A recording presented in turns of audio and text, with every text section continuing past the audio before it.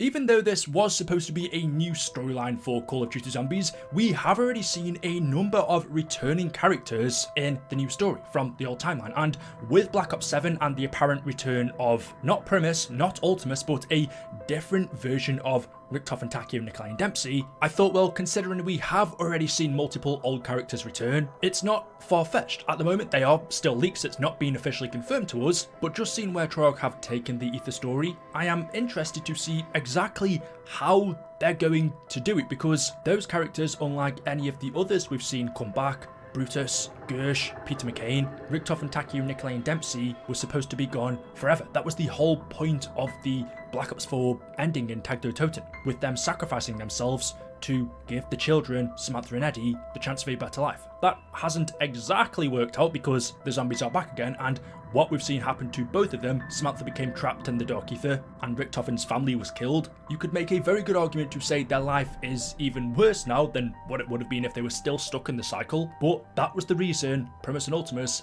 sacrificed themselves, to break the cycle where in turn everything was banished into the Dark Ether, which is the reason why old characters can return, because the Dark Ether still exists. It is the same Dark Ether that everything and everyone was banished into at the end of BO4. So let's go ahead and take a look at what characters we've seen return so far from the old storyline. In Black Ops Cold War, there was a Russian called Peter who was trapped within the Dark Ether, and on his journey in there, he came across 2 orbs. I have seen many things in my travels.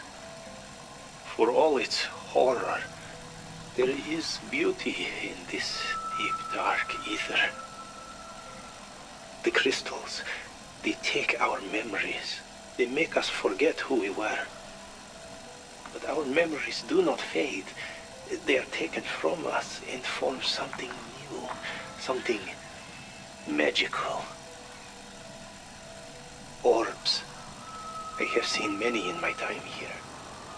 So many memories, so many stories to tell. Memories of a Russian scientist, of an American spy.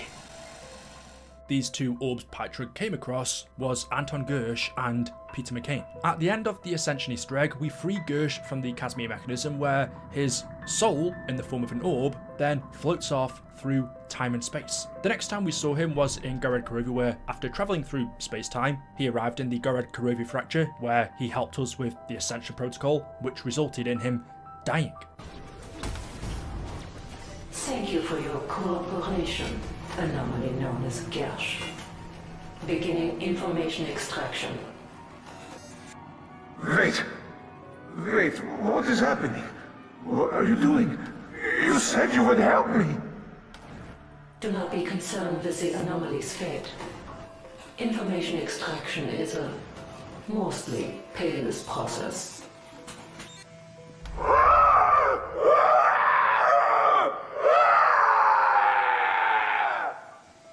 I hope the lost spirit finds peace. But Gorod Karovi only happened as a part of the regular cycle, because the broken cycle takes place between Zetsebo and Gorod before that map. That means Gersh never actually made it to Gorod Karovi. So in the broken cycle, which is what the Dark Ether story continues on from in Black Ops Cold War, BO6, Vanguard, Modern Warfare 3, Gersh was still alive, travelling through space-time in this orb, which means when everything was banished back to the Dark Ether at the end of BO4, Gersh would have been as well. And as you've just seen from Peter, when he became trapped in there, he came across an orb that contained the memories of a Russian scientist. This Russian scientist can only be that of Anton Gersh. Memories of a Russian scientist, of an American spy. But Peter also comes across an orb of an American spy. And well, in the map Alpha Omega, after Peter McCain's soul was transferred into this ADAM unit, this robot in front of the APD, we then freed him by transferring his life essence into this orb. This is Peter McCain. It worked. I'm in the orb now. I don't know how to explain how it feels. It sure beats that ADAM unit by a country mile. So you are saying there is vodka in there? It's been a long, strange journey. Living, fighting, dying, finding out that death's not the end. Thanks to you, my journey continues. I have some unfinished business to attend to. I'll never forget what you did for me. Oh, that was beautiful. Where he then floated off, and what's always got me were Peter's final words where he said, "I have some unfinished business to attend to." As far as I can remember, we never learned what that was. What did Peter do after he was placed into the elemental orb? Did he just roam through space-time like Gersh? It sounds like he knew where he was going, he had some unfinished business to attend to, but what that was, we never found out.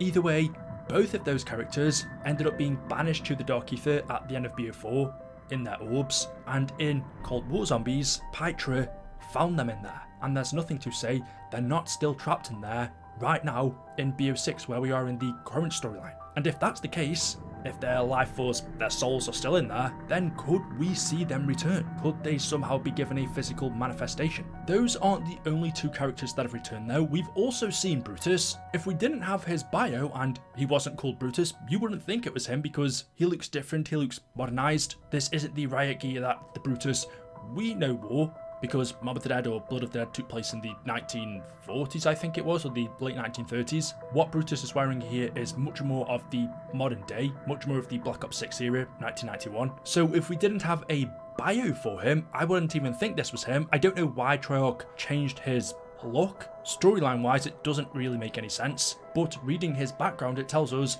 Brutus, known as the Warden some time ago, was integral to the construction of the Alcatraz Federal Penitentiary and has been a pivotal player in the cycles of hell the prison island experienced in subsequent years. A hulking undead monster, Brutus commands a place of terror on the battlefield. His relentless drive to escape the life sentence set upon him during his time in Alcatraz drives him to wreak havoc and destruction on any enemy unwise enough to get in his way. So we are told this is 100% Brutus, which means, like Gersh and Peter, he was banished to the Dark Ether at the end of BO4. We knew that because in the Tagdo Toten ending cutscene, we can see Alcatraz fading into the dark. Brutus would have gone along with it as well, and the fact we are seeing him now in Black Ops 6 means, well, one, it is just a character skin, but two, he has come back from the Dark Ether, though why he has a change of clothes is still mysterious, and it's the same for Klaus. In Black Ops Cold War, Mob of the Toten, we saw him walk into the portal, entering the Dark Ether where he detonated the nuclear bomb, blowing himself to bits. That portal was then closed, trapping him there, but now in BO6, he is back, and his background says, Klaus was constructed by Dr. Gray to be capable of both ranged and hand-to-hand combat. Though not intended for active duty by his creator, Klaus was nonetheless deployed in Berlin by the director of Requiem, where he would eventually come into contact once more with Dr. Gray and her associates during the events surrounding the release of the Forsaken. So Klaus became trapped in the Dark Ether, blown to bits. You can see the result of that here, the fact that half of his metal skeleton is missing. It looks like he's been put back together using all different parts, including human flesh and organs, and he's back. So that's 4 characters that became trapped in the Dark Ether, 2 which are still in there, and 2 which managed to escape. Kind of unrelated, but I just wanted to bring this up, is we can also see a gravestone of someone called Ruth Dempsey in Liberty Falls. Now we don't know who this is. I have done a video on this before where I speculated this could be someone related to Tank Dempsey. I'm pretty sure the most likely option we came up with was it's his mother or grandmother, just going off the ages of when she was born and died. And that then brings us to Richtofen, Takeo, Nikolai and Dempsey themselves. Now, of course, Richtofen still exists in BO6. This is the same version of Richtofen that walked towards the light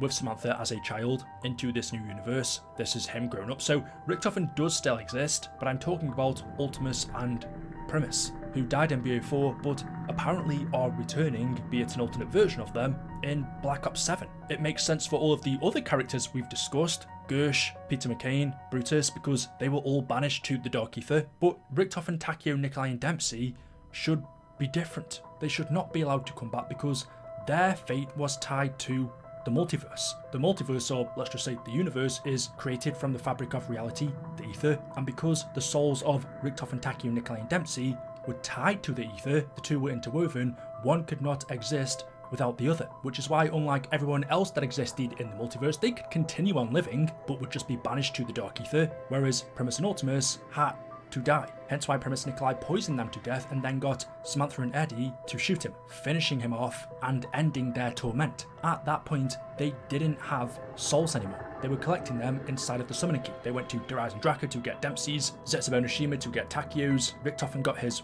way before travelling to Dimension 2210, so by the time the cycle was broken and by the time we got to this point, none of those characters had their souls anymore, besides from Nikolai. One of the reasons Primis Nikolai was given the Chronorium was because he still had his soul, meaning he couldn't see him. The whole point of Tag der Toten, the whole point of Black Ops 4 and breaking the cycle was to end the story arc of those characters and for Treyarch to start anew. Now, they've not exactly done that. A lot of old stuff has returned, but those characters so far have stayed dead. However, if they are to return in Black Ops 7, then what's gone on? Something's gone wrong here, because they were never supposed to return. I truly believe Treyarch's intention was to finish them off for good and never bring them back, but for one reason or another, whether it's monetary reasons, Activision telling them to do this, or it's just a Treyarch decision, they've done a 180. Unless the leaks are false, they are coming back. But how is that possible? Everything they did in Tag der Toten was supposed to ensure they were never able to return. The four are connected to the ether. Their souls are linked to it, interwoven and intertwined.